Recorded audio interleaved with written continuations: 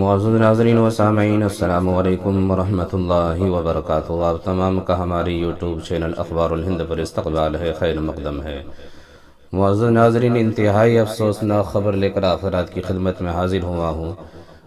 تقریباً گزشتہ شب 11:15 بجے انتہائی دردناک و المناک خبر موصول ہوئی کہ عالم اسلام کی مشہور و معروف علمی شخصیت دارالعلوم کراچی کی روح رواں، دارالعلوم کراچی کے رئیس، بے مثال منتظم، درجنوں علمی کتابوں کے مصنف، دارالعلوم کی برکت، شفقت و محبت کے عظیم پیکر، شیخ الاسلام حضرت مفتی تقی عثمانی صاحب دامت برکاتہم کے برادر کبیر، فقی ابن الفقی مفتی اعظم پاکستان حضرت مفتی محمد رفیع عثمانی صاحب دار فانی سے دار بقا کی جانب کوچ کر گئے۔ انا للہ و انا الیہ راجعون۔ معزز ناظرین، 21 جولائی 1936 عیسوی کو سرزمین دیوبند میں پیدا ہونے والے آپ صاحب معارف القرآن حضرت مفتی محمد شفیع عثمانی صاحب رحمۃ اللہ علیہ کے فرزند اور شیخ الاسلام مفتی محمد تقی عثمانی صاحب دامت برکاتہم کے برادر کبیر تھے۔